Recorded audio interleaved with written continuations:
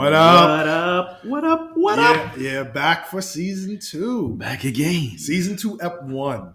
Yeah. Been a minute, but we're excited to be back here, man. Back like we never left. Back like we never left. New and improved. I don't know if it's new and improved, but either way. Well, it's new because videos. Oh, yeah. We're on video now. We're rolling video now. We're recording video now. So. And it's improved because we've been putting a lot of work in our social pages. Facts. TikTok. Where we Instagram. Facebook, YouTube. Right. At Love God Love Sex Pod. Podcast. Pod. At Love God Love Sex Pod is the handle. Yeah, for sure. So with that said, check us out. Subscribe if you're listening to Google Podcasts, Apple, or Spotify. Please leave a comment. Look forward to hearing from you. Word. But we're here today. We're here today talking about. What are we talking about today? Oh, yeah. No, I'm kidding. So we got some feedback last season from you guys who have been listening. Shout out to everybody who listened to the podcast on Apple, on Spotify, on Google Podcasts. Yeah, for sure. And some of the major feedback was, they understand the sex part of Love God, Love Sex. They understand that we love sex, but they don't really kind of get where's the love God and the love God, love sex. So we wanted to take an episode to kind of answer you guys' questions regarding that. Where's the love God and love God, love sex? And then explain to you, kind of our perspective on what God means to us and what that means in relationship to this title, Love God, Love Sex. Sure. So some of the things we're going to touch on today are our sexual journeys, our spiritual journeys, how those things kind of come together and intersect, how we came to the understanding of what Love God, Love Sex is. And, we're going to have a good, fruitful conversation with people about ethics and morals and erotic intelligence and humanity and honoring and all of that. So without further ado, let's get into it. Yeah, man. Yeah. Talk to the people. Yeah, so I think it's important to contextualize why we wanted to have this conversation outside of the fact wanting to respond to people. For sure.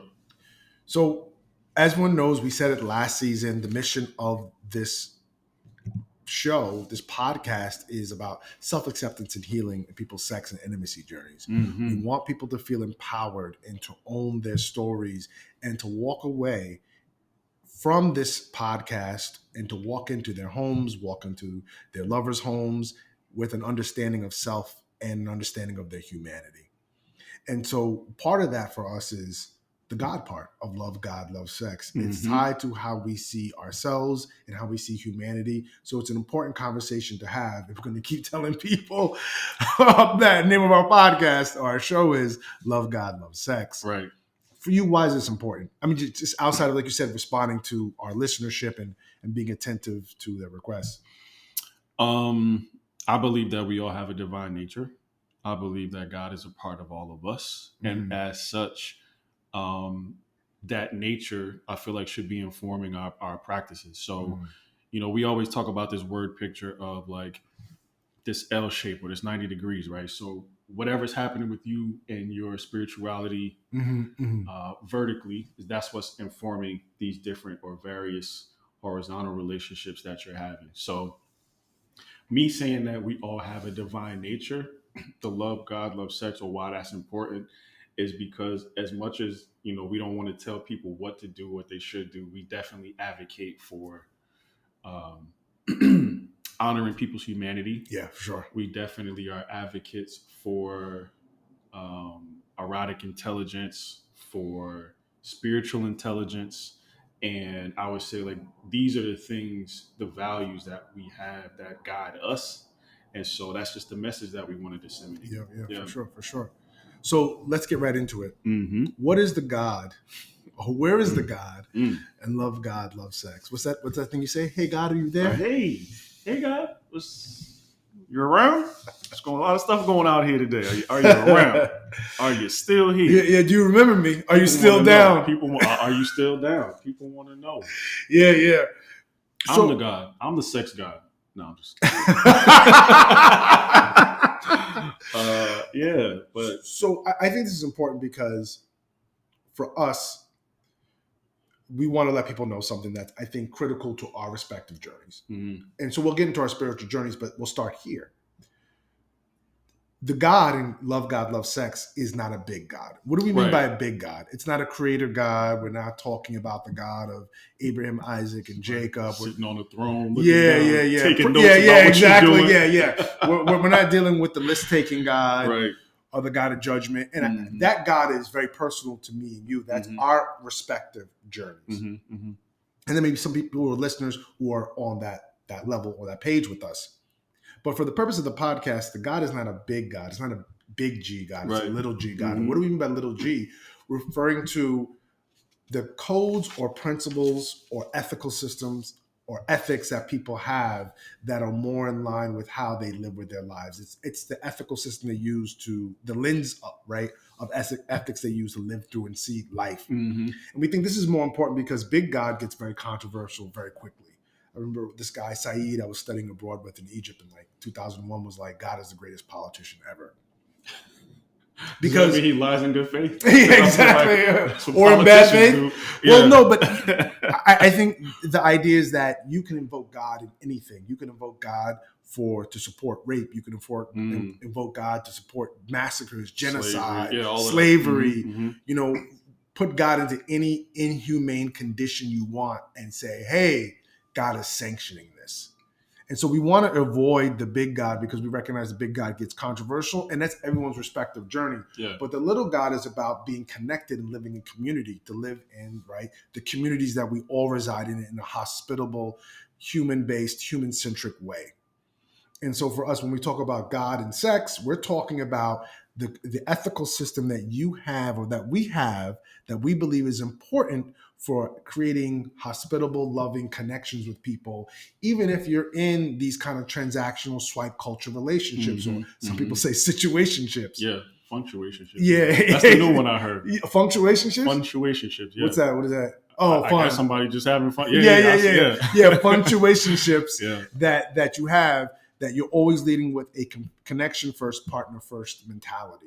So that's for us what God is. It's this ethical system. It's these credos. It's this creed or principles that you have about engaging in sex and being connected to others. There's got to be rules to the game. Yeah. So just hearing that, what is your first impression? Because I know this is something that we share. What's something kind of first off the bat you want people to walk away from about this what God is question, what God is answer? Of being mindful of the divine nature in them. You know what I mean? And how that is going to impact how they interact with people. Yeah. The dynamic is not going to be just about you getting yours off. When you, I think ethics always considers other people.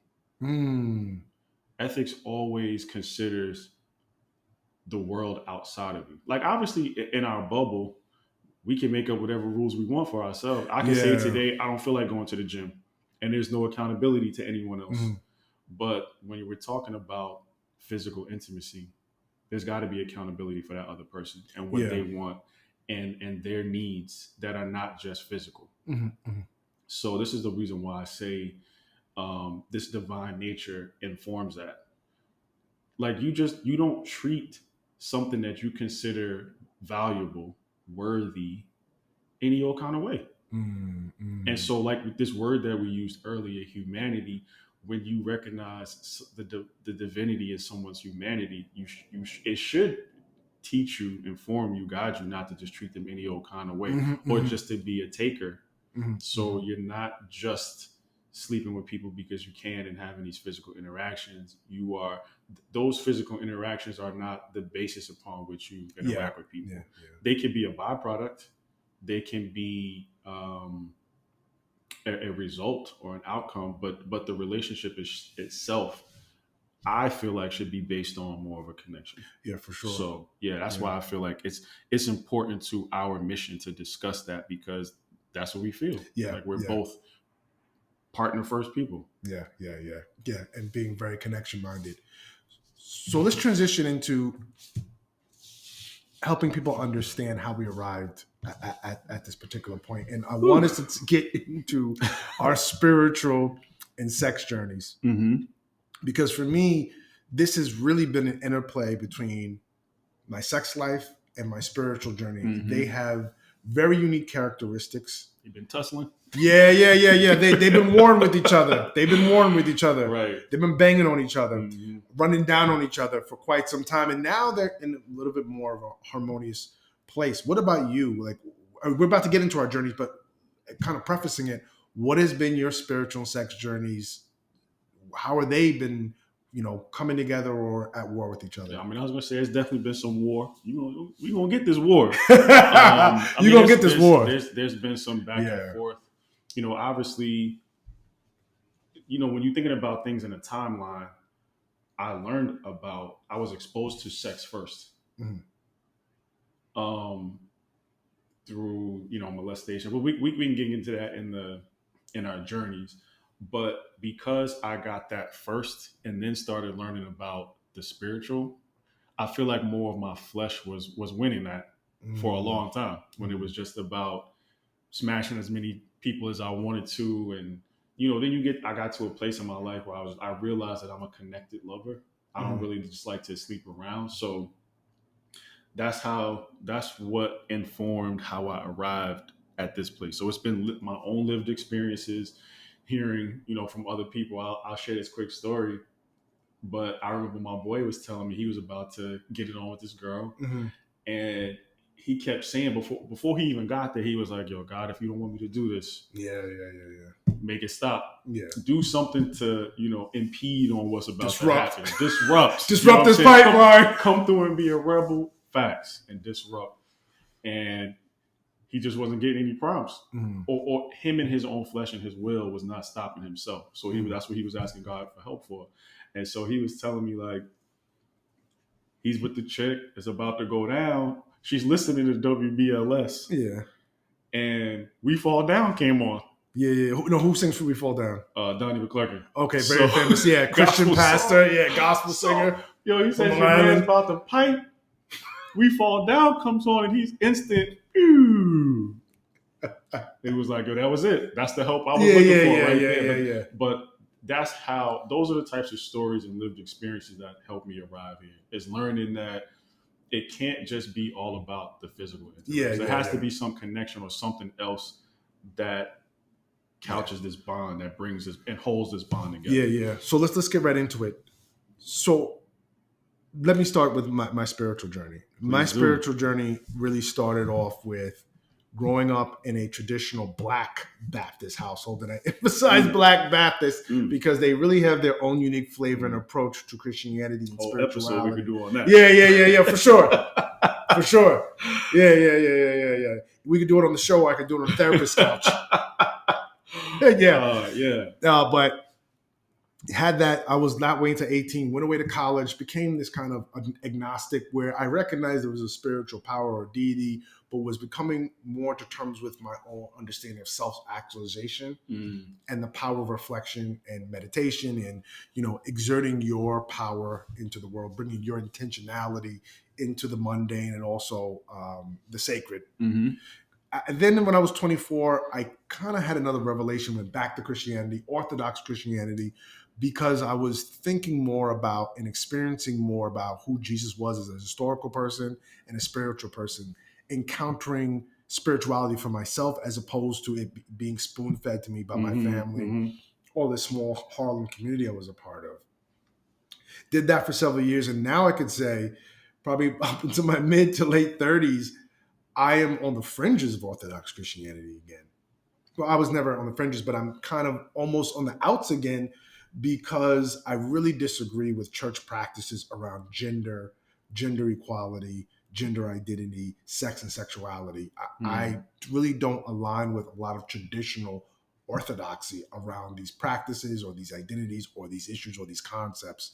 And so once again, I'm on the outside, and mainly because it's not so much just a disagreement like, okay, Eucharist should happen in the beginning or, communion should happen here. Really, it's a fundamental revolt against what I perceive to be an assault on certain human beings.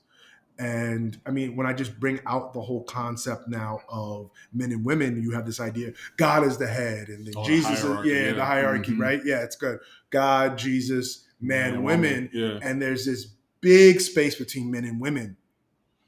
And a lot of that to me co-signs superiority. And I think after coming out of what we've come out of the last, let's say 200 years plus of, American life, the American Republic, where so much of the rhetoric we've had is about superiority and white supremacy and people are above others and this is the way they were born, this is the way the universe is structured. To see that in a spiritual space, to see that in a sacred space, to me, that's problematic. is problematic. And even I'm at a point where I'm calling it evil. Outright. Yeah. Anytime you say someone's above someone else from a natural right that they were born that way, I'm not saying, and we're going to talk more about what we're seeing online where there's men asserting their leadership and saying, hey, men do things, women do things. To me, that's even a different argument. Yeah, for sure.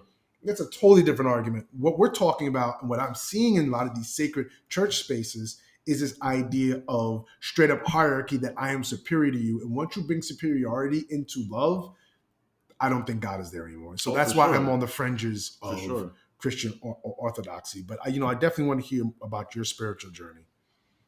Yeah, but I mean, I can even what you're saying is that we see that kind of tyrannical power kind of executed in the church. There's been years where women weren't allowed to pastor a church or to get up and speak in front of the congregation. That's, been more popular in the last 20, 30 years. But it's when I was growing up, I mean, I'm 42, but when I was young, I didn't see a lot of that. I didn't see a lot of women in these roles of power in the church, roles of leadership in the church. So yeah, I that's part of the journey. Growing up in a Black Pentecostal Baptist AME tradition. I mean, Ebenezer down the block, bro, on the side of the road to Jericho, Missionary Baptist Church of Zion. Shout out to Don't Be a Menace. Yeah. Classic. But yeah, man, it was like those traditions are really what kind of girded me when I was younger and informed a lot of my values around sex. But I mean, they were very much limiting in that the only realm for sex was in marriage. So it's like, obviously, as a young person, I have all of this energy to want to experience this, but you're telling me I can't until this time and day. You know what I'm saying? So even how you were taught, everything you were taught about sex or the things that you want in life had these barriers to it, absolutely. Which were spiritual. Yeah. God don't want you to do this. Yeah. It's wrong for you. And you just like, what? I mean, what can I do? Yeah, exactly. So I would like my spiritual journey was kind of that. It was all of the rules and regulations, but none of the relationship. And so, one of the things that we always say is seek to connect before you correct. I think that's one of the issues with church in general. They're not necessarily trying to connect with people in the pews. You know what I mean? Like, we have this God figure, the preacher in the pulpit, who's supposed to be the mouthpiece, giving you, your manna, your daily bread every Sunday, and that kind of becomes what you're supposed to live by. So that was a lot of my spiritual journey was based on rules and regulations, not a lot of relationship. And now, since I left the church, I feel like my spirituality has increased like 100-fold. I feel like I know God in ways I was never exposed to him when I was in church. Even being in ministry, leading the praise and worship team, or being groomed to be a pastor, like they were just not, there wasn't more this relationship aspect. That's what was missing in my spiritual journey. And like I said, it's been increased over and over since I left the church. Yeah. That's powerful. Yeah. And it's so funny how I think in both of our stories, there's this idea of leaving that established community where there were all these traditional rules and encountering God on our own terms, developing our own spiritual maturity on our own terms. And so many people in society have a problem with that term, right? Because everything becomes personalized now, right? You can, trick out your iPhone. You can make your MacBook a certain way. So why does God now have to be a part of this machine of personalization that has just taken over the technology and technology markets in the larger world? Mm-hmm. But I think what we're saying is going beyond personalization, but to really encounter discovery. Yeah. Yeah. Exploration and discovery. Discovering Yeah, for sure. what was given to you, what was on the inside, what was working for you, and you had to take time to get that. So let's shift. Talk a little bit about your sex journey. You touched on it a little bit earlier. Can you please say more about it? Yeah, well, like I was saying, I mean, sex for me, or I was at least exposed to it at a very young age. Started with sexual abuse, probably from like ages 4 through 10, with different family members. And so it was just kind of like my first introduction into sex was from a transgressive point of view. We talk about that a lot. Yeah. That's the Perel's work. And then also, I waited for a long time to actually have sex because of that spiritual upbringing. But like, once I finally popped the lid, it was like, son, I kicked in the door, waving the 4-4. You see all the condoms on the floor. Hit me no more, because son, I made up for all the lost time. I made up for all the lost time, bro. I got a high body count. Well, it's high for me. It's high for what I. Some people think it's high though, son. Some people, yeah. Some people, most. I think for the average, I don't want to say niggas who ain't getting no pussy, but nah. I mean, yes, it is high.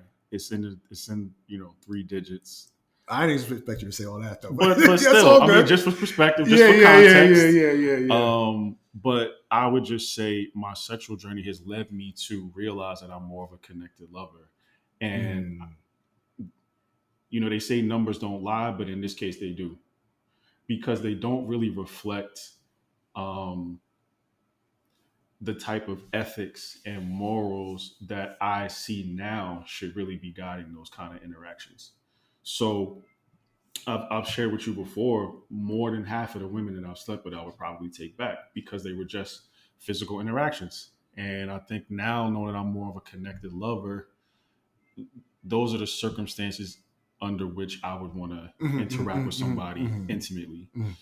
It doesn't have to be we're in love, you know what I mean? There's romance in this. It doesn't have to be that, but I at least have to know that there's mutual respect, that there's consent on both sides, not just on mine. On both sides, and that both people care about each other's humanity. Yeah, because that's really important. You know what I mean? Like there's nothing like having an orgasm with someone, sharing an orgasm with someone who appreciates the interaction as much as you do on all of these different levels. They're being fed emotionally, spiritually, physically too. And they care that you have the same. Yeah. So that's been my journey. It's gone from being very like quantity specific to quality specific. That's great. Yeah, and that quality, we're going to say some more about that because I know we've talked about that in the show, and something that's always going to loop back with us. Your sex journey is very interesting because, like you, growing up in the Black Baptist tradition, right? Sex was for marriage. I actually, started having sex when I was a teenager, stopped. And then I started having sex again in my 20s, and then I stopped. And then I was just playing red light, green light. Yo, son, red light, green light. Red light, green light with his dick over here. Come on, bro. Must have been some dude, upset women out here messing with you. Oh, that, bro. You really brought me back to red light, green light. 1, 2, 3. Yeah. Like that was red light. Yeah. On some Squid Game shit. Episode 1. Yeah. So then, then once I got into a committed relationship in my late 20s, then I've had, that's where I really started having sex again, obviously. And then even now, as a 42-year-old man, my sex life is great. It's amazing, not just because what I'm receiving, but in communication with my lover, with my partner, she's like, "Yo, this is amazing sex, and this is what we have, something together that we cherish and we hold, and we learn from each other, and we keep experimenting, and it gets better and better, and richer and richer." And so I have this kind of like, when I look back at the theme of my sex life, it's like start stops, also wrestling with concepts around how do I feel about certain situations where, I could do something with somebody and then see them in the street and not talk to them, or they not talk to me, and these kinds of transactional relationships, which were awash in now with swipe culture. Back then, it wasn't as prevalent, but it was still there. Right. And so making those transitions and moving that conversation forward now to where I'm at and where you're at, what do you see as the links between sex and spirituality that you think are important for us to bring to bear in this conversation when we're talking about God and the God part of the love God, love sex name? What are the links? Humanity to me. That's the link. That's what the linchpin that holds us all together. Because like we talked about, ethics will always consider other people. Mm. So when you are moving ethically with someone, when you're moving in morality, it would be hard for you to just smash and dash. It should be hard for you to just do that, to just take from somebody, get what you want, and be on your way.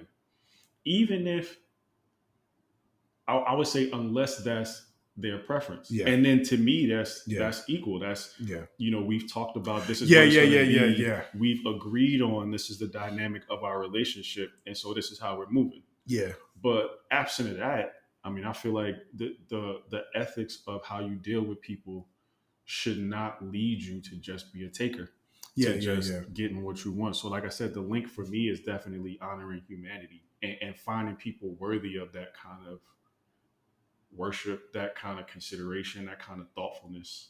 Mm-hmm. That to Yeah. me is really what holds it all together. Yeah. And I think for me, the link there also is community. Being able to rap with you on the show, also privately. We're not recording or publishing, rapping with other people in our cipher that we both know, talking about sex, talking about my spirituality. I think for me, the link there is community and how you continually always look to community as a way of challenging yourself and also shoring yourself up and strengthening yourself. And I think that's what you also need in your spiritual journey and your sex journeys. And if you're going to talk about intertwining them, because some people are going to say, hey, man, my sex life is my sex life. My spirituality is separate. Yeah. Yeah, that's separate. And hey, I'm not going to, bring you down about that No because judgment. that's who you are. But I think if you're going to walk in this interplay and trying to see how they fit together, you definitely need community as a way to challenge, critique, but also grow you and also strengthen you as you should be doing for them. You definitely need the challenge and the growth. Yeah. Because, we can all, as the scriptures say, lean to our own understanding and move in a way that just considers us. I think that's what the literal translation of that means. But you need people to challenge your ideas and your thoughts and to tell you there's nothing wrong with doing that. Let's take it out of right and wrong. But is that beneficial to the whole? It's like your boy told you, if you're considering doing something that's only beneficial to you, it might not be a good thing. Yeah. If it's only convenient for you. If it's only convenient for you, then you know what I mean? That might not necessarily be what the choice should be. Yeah. So community keeps you, again, mindful of other people. It keeps you connected to people outside of yourself. So you're not moving selfishly. You're not moving in a bubble, again, that just considers you. Yeah. But another thing I want to say is like, I truly believe that sex is God's creation. And as such, I believe that it was created for procreation and for pleasure. So as such, you have to be mindful of the people that you're procreating with and that you're interacting in these pleasure scenarios. I've never met a woman who told me, yo, just use me, use my body, take advantage of me, and then you can leave and I'll be happy, I'll be satisfied. I've never heard a woman say that. So that's not an interaction that I want to perpetuate. Even though we can do that, we can have these casual relationships and it can be cool. I just know that for me, what links everything together is that connectivity and that humanity. So what you're saying is things could be casual. Things don't have to be super commitment as far as wedding or standing in front of the judge, getting that piece of paper. But just because you're not doing that doesn't mean that you shouldn't be looking for opportunities to, as you mentioned, create psychological safety, physical safety, care and concern. Emotional You safety. know, if you leave my crib, did you get home safely? Facts. You know what I mean? Did I feed you while you were here? You know what I mean? Things like that. Yeah. Dialoguing. As we begin to wrap up, what is it that you want people to walk away with from this episode? We spent a lot of time talking about what the God is and the love God, love sex, right? We're talking little G, not big G, talking about the importance of developing an ethical system that is connected to your sex practices. We use the term humanity a lot, use the term connectivity a lot. We've used the term partner first in other conversations. And if not, we're using it now, being partner first. What is it that you think people should take away from this episode about their spiritual journey with sex? Being mindful of the ethics and how that's going to be applied to their intimate relationships. I mean, like I said, ethics always points you to consider other people. So when you are, applying this message, this partner first, when we talk about this partner first message, or ethic, mindset, approach, that's the environment that you're creating. You're creating an environment where both people feel cared for, both people feel respected, both people feel honored, both people feel pleasured. Hopefully there's both orgasm. But yeah, I mean, I feel like the ethics of being mindful of the ethics that guide and govern your relationship and interactions with people, like I feel like that's what I would want people to walk away with. Be mindful about these rules that you play the game with. And let those rules kind of be shaped by considering other people. Yeah, for sure. To me, that's really what it boils down to. When we talk about love God, to me, that's what loving God looks like. Loving the divine in yourself looks like recognizing it and acknowledging it and loving it in other people. And so that should never create a situation where you're okay or comfortable with them getting anything less than what you have. Got it. Yeah, that's quite powerful. That's what it boils down to. Yeah. But yeah, man, talk about your perspective on it. I think the most important word of this show was humanity. Facts. Humanity. It's easy in the swipe culture, transaction-based system that we kind of have now around sex, coupling, to ghost people, to avoid people, to waste people's time, and then not be accountable to it. And to walk away and be like, hey, well, whatever. You're playing the game. You came up snake eyes. The big guys come out the back. They take you to the back. If you can't pay, and you got to roll them dice. You got to deal now with the rules of the casino. Right, it's easy to say that. It's easy to say that because it's a quick out and it doesn't put any tax on you emotionally, psychologically, physically, as opposed to asking yourself, is this the way that you ultimately want to be treated? Forget the fact that you're playing a game, because we're all playing games on some level. But outside of that, how do you ultimately want to be treated? And can you create that for yourself and for someone else, even in the couplings or the mating or the sex that you want to create with this person that may even be more temporary rather than it's more long-term? And so that's what I want people to walk away from, honoring and putting your humanity and other people's humanity first in all of your sex practices. It's important. Yeah, I mean, it's the basis of our perspective. We talk about partner first approach. As men, I feel like that's big because I don't hear a lot of men talking like that. But being partner first, having that approach, again, it really reinforces what we're talking about, this humanity and considering other people outside of yourself. Go human first, or go humanity first. That's it for today. Thanks for listening. Check out our social pages that we mentioned: TikTok, Instagram, Facebook, YouTube, at Love God Love Sex Pod. Also available on email, connect@lovegodlovesexpodcast.net. Thanks again, guys, for a great episode. We'll check you next time. Peace.